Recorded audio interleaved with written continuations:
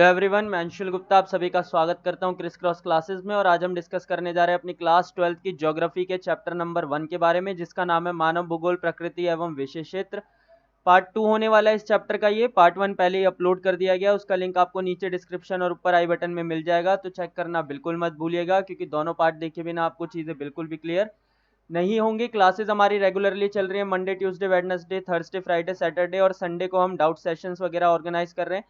तो सभी बच्चे फटाफट से चैनल को सब्सक्राइब कर लें। नोट्स का लिंक आपको नीचे हमेशा की तरह डिस्क्रिप्शन में मिल जाएगा। साथ ही साथ detail notes, important question, quizzes और अदर कंटेंट जैसे कि लास्ट ईयर क्वेश्चन पेपर या ऑब्जेक्टिव क्वेश्चंस के लिए आप हमारी वेबसाइट विजिट कर सकते हैं crisscrossclasses.in। तो फटाफट से हम अपना चैप्टर शुरू करते हैं। चैप्टर का नाम क्या है भाई? मानव भूगोल, प्रकृति एवं विशेष क्षेत्र। पहला चैप्टर है आपकी ज्योग्राफी का ये, ठीक है। इसके अंदर से पहले पार्ट में हमने ये सारे टॉपिक्स यानी कि भूगोल क्या है, मानव भूगोल क्या है, भूगोल के क्षेत्र और मानव भूगोल के उपागम डिस्कस कर लिए थे। और अब हमें पढ़ना है मानव भूगोल की विचारधाराओं के बारे में। ये आपका लास्ट टॉपिक है और उसके बाद ये चैप्टर फिनिश हो जाएगा। फिर हम इंपॉर्टेंट क्वेश्चन डिस्कस करेंगे इस चैप्टर के, और साथ ही साथ इसके ऑब्जेक्टिव क्वेश्चंस डिस्कस करेंगे, और इसी तरीके से हमारी क्लासेस कंटिन्यूअसली चलेंगी। तो मानव भूगोल की विचारधाराओं के बारे में बात करनी है। नियतिवाद, संभववाद, नवनिश्चयवाद, कल्याणपरक विचारधारा, अमूलवादी और व्यवहारवादी, इन विचारधाराओं के बारे में बात करनी है। तो शुरू करते हैं फटाफट से। सबसे पहले देखते हैं मानव भूगोल की विचारधाराएं। तो मानव भूगोल की विचारधाराओं से हमारा अभिप्राय क्या है, यानी विचारधाराओं का मतलब क्या है। तो बेसिकली हम समझे तो मानव भूगोल की विचारधाराओं से हमारा मतलब ये है कि भाई जो अलग अलग वैज्ञानिक थे, ठीक है, उन्होंने मानव भूगोल को अलग अलग नजरिए से देखा, क्योंकि हर व्यक्ति का हर चीज को देखने का नजरिया अलग अलग होता है, ठीक है। तो मानव भूगोल की विचारधाराओं से हमारा अभिप्राय अलग अलग वैज्ञानिकों के मानव भूगोल को देखने के नजरिए से है, कि किस तरीके से अलग अलग वैज्ञानिकों ने मानव भूगोल को देखा। साधारण शब्दों में कहें तो आज तक मानव भूगोल के अनेकों वैज्ञानिक हुए, और उन सब वैज्ञानिकों ने जिस प्रकार मानव और पृथ्वी के संबंधों का वर्णन किया, उसे ही क्या कहा गया? मानव भूगोल की विचारधाराएं कहा गया। क्योंकि अलग अलग लोग हुए, और मानव भूगोल किसके बारे में? मानव और पृथ्वी के संबंधों के बारे में। तो अलग अलग विचारकों ने जिस तरीके से मानव और पृथ्वी के संबंधों को देखा, उसे ही क्या कहा जाता है भाई? मानव भूगोल की विचारधाराएं कहा जाता है। तो इसकी मुख्य विचारधाराएं निम्नलिखित है। देखो, नियतिवाद, संभववाद, नवनिश्चयवाद, कल्याणपरक, आमूलवादी और व्यवहारवादी, 6 की 6 के बारे में डिस्कस करेंगे डिटेल में। तो शुरू करते हैं फटाफट से। तो सबसे पहले हमारे पास आती है निश्चयवाद। तो हम निश्चयवाद के बारे में बात करेंगे कि आखिर निश्चयवाद यानी कि नियतिवाद होता क्या है। तो देखो, ये विचारधारा मानव भूगोल की प्रारंभिक विचारधाराओं में से एक है, यानी सबसे शुरुआती विचारधाराओं में से एक है। इसके अंतर्गत उस मानव का जिक्र किया गया है जो आदिम था और पृथ्वी से डरकर रहता था। यानी एक ऐसा मानव जो कि आदिम था। आदिम मानव का मतलब जो आदि मानव था, जो पुराने जमाने में लोग हुआ करते थे ना, जो पृथ्वी से डरकर रहते थे। आपने देखा होगा, आदि मानव था, जंगलों में रहता था, ठीक है, पत्थरों के बनाए औजारों से शिकार करता था। तो वो क्या था? वो पृथ्वी से डर कर रहता था, यानी वो पृथ्वी के अनुसार अपना जीवन जीता था, ना कि पृथ्वी को परिवर्तित करता था, ठीक है। उसने खुद को पृथ्वी के अनुसार ढाल लिया था, क्योंकि वह पृथ्वी को प्रभावित नहीं कर सकता था। तो वो मानव था, उसने क्या किया था? उसने खुद को पृथ्वी के अनुसार ढाल लिया था, ठीक है। ऐसा तो नहीं था ना, जैसे वर्तमान दौर में हम देखें कि गर्मी लगती है तो हम कूलर चला लेते हैं, और अगर ठंड लगती है तो ऊनी कपड़े पहन लेते हैं। बट उस दौर में ऐसा कुछ नहीं था। वो मानव क्या रहता था? पृथ्वी से डर कर रहता था। तो इसकी खास बात क्या है? देखो, प्रौद्योगिकी का स्तर निम्न था, ठीक है, यानी उस समय जो टेक्नोलॉजी थी उसका स्तर यानी उसका लेवल जो था वो बहुत ज्यादा कम था। मानव विकास उस समय ना के बराबर था, यानी मानव विकास हुआ ही नहीं था। मानव प्रकृति की सुनता था और उसकी पूजा करता था और उससे डरता था। अब मानव के साथ क्या था? देखो, सिंपल सा है।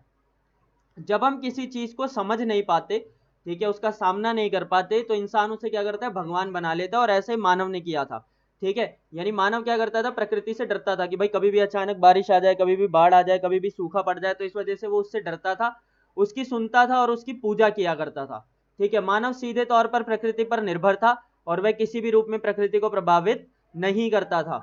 इस विचारधारा के अनुसार पृथ्वी ज्यादा शक्तिशाली थी और वह मानव को अपने अनुसार चलाती थी। यानी इसमें क्या था? इसमें पृथ्वी ज्यादा शक्तिशाली थी, ठीक है। पुराने समय में जब आदिवासी मानव था, तो बारिश ना होने पर वह सिंचाई के अन्य साधन नहीं ढूंढता था, बल्कि पृथ्वी की पूजा करने लगता था और उसे खुश करने में लग जाता था, ताकि बारिश हो सके और वह अच्छे से खेती कर सके। तो इससे आप समझ सकते हैं कि वर्तमान दौर में अगर बारिश नहीं होती है तो हम क्या करते हैं? सिंचाई के अन्य साधन ढूंढते हैं, जैसे नदियां हो गई, ठीक है, या कुएं वगैरह से पानी निकाल के, ट्यूबवेल से पानी निकाल के। पर उस दौर में मनुष्य के पास क्योंकि ज्ञान नहीं था, प्रौद्योगिकी थी नहीं, तो वो क्या करता था? वो प्रकृति की पूजा करने लगता था, ताकि प्रकृति खुश हो जाए, ठीक है, और बारिश हो सके। तो इस वजह से वो प्रकृति के अधीन था। इसे ही क्या कहा जाता है? निश्चयवाद या नियतिवाद। इसके बाद हम इसे मानव का प्रकृतिकरण भी कहते हैं, ठीक है भाई, ये आपको याद रखना है। तो मानव का प्रकृतिकरण और निश्चयवाद दोनों सेम ही है, निश्चयवाद की स्थिति को ही मानव का प्रकृतिकरण कहा जाता है। इस स्थिति के अंदर मानव ने पृथ्वी के अनुसार जीना सीखा और मानव के ऊपर पृथ्वी का प्रभाव क्या था, ज्यादा था। इसके समर्थक कौन थे, रेडजेल और हम्बोल्ट। रेडजेल कौन थे ये आपको बताना है,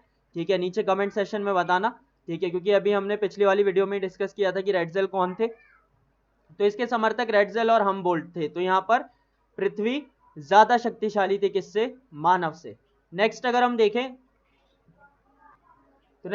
देखें तो हमारे पास संभववाद है। इस विचारधारा के समर्थक कौन थे, विडाल डीला ब्लाश, ठीक है। इस विचारधारा निश्चयवाद के आगे की स्थिति को दर्शाती है, यानी ये जो ये विचारधारा है ये निश्चयवाद के आगे की स्थिति को दर्शाती है, जब मनुष्य का विकास होना शुरू हुआ और वह प्रकृति के नियमों को समझने लगा, ठीक है। तो वो व्यक्ति जो कि निश्चयवाद में रह रहा था, यानी पहले प्रकृति के अनुसार रह रहा था, धीरे धीरे उसका विकास हुआ और विकास होने के बाद वो प्रकृति के नियमों को समझने लगा कि बारिश कब होती है, क्यों होती है, कैसे होती है। तो ये सब समझने के बाद उसने प्रकृति की पूजा करना छोड़कर उन चीजों को प्रभावित करना शुरू कर दिया, ठीक है।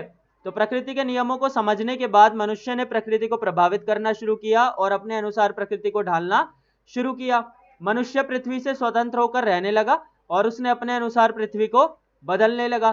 पृथ्वी पर उपस्थित संसाधनों का उसने प्रयोग करना सीख लिया और धीरे धीरे वो क्या हो गया, सेल्फ डिपेंडेंट हो गया, यानी कि आत्मनिर्भर हो गया। वो पृथ्वी पर निर्भर नहीं था। उदाहरण के लिए वर्तमान में अगर हम देखें तो मानव ने गर्मी से बचने के लिए कूलर और सर्दी से बचने के लिए स्वेटर बनाना सीख लिया। तो इस तरीके से हम मानव क्या था, प्रकृति के अनुसार नहीं जी रहा था, बल्कि प्रकृति को प्रभावित करके अपने अनुसार जी रहा था। तो यहाँ पर मानव ज्यादा शक्तिशाली हो गया किससे, पृथ्वी से, आप कह सकते हो कि प्रकृति से, ठीक है। तो इस तरीके से उसने क्या किया, प्रकृति पर पार पाया, ठीक है। नेक्स्ट अगर हम देखें तो हमारे पास इसी को क्या कहा जाता है, इसे प्रकृति का मानवीकरण भी कहा जाता है, ठीक है। तो जो निश्चयवाद था उसे क्या कहते थे, मानव का प्रकृतिकरण, क्योंकि मानव पर प्रकृति हावी थी। और इसे क्या कहा जाता है, प्रकृति का मानवीकरण, क्योंकि यहाँ पर प्रकृति पर मानव हावी है, ठीक है। तो प्रकृति का मानवीकरण उसी स्थिति को कहा गया है जब मनुष्य प्रकृति के नियमों को समझकर प्रकृति को क्या करने लगा, प्रभावित करने लगा। नियतिवादी विचारधारा में, नियतिवाद का मतलब वही निश्चयवाद, जहां मनुष्य पृथ्वी के अनुसार रह रहा था, अब उसने पृथ्वी को अपने अनुसार परिवर्तित करना सीख लिया और इसे ही प्रकृति का क्या कहा गया, मानवीकरण कहा गया। तो जैसा मैंने आपको बताया, यहाँ पर मानव ज्यादा शक्तिशाली हो गया किससे, प्रकृति से, ठीक है। अब पहले में प्रकृति शक्तिशाली थी, दूसरे में मानव शक्तिशाली है, ठीक है। अब इसके बाद आई तीसरी विचारधारा, नवनिश्चयवाद। नवनिश्चयवाद क्या कहती है भाई, नवनिश्चयवाद निश्चयवाद और संभववाद के बीच का रास्ता है। यानी ये कहती है कि ना तो मानव ज्यादा शक्तिशाली होना चाहिए, ठीक है, और ना ही प्रकृति ज्यादा शक्तिशाली होनी चाहिए।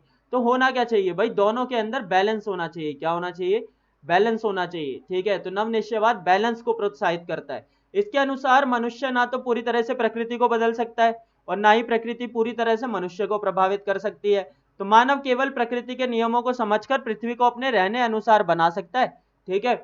यह विचारधारा ना तो निश्चयवाद की तरह पूर्ण रूप से प्रकृति को मनुष्य से ऊपर दिखाती है और ना ही संभववाद की तरह मानव को प्रकृति से ऊपर दिखाती है। ये इन दोनों के बीच का रास्ता है।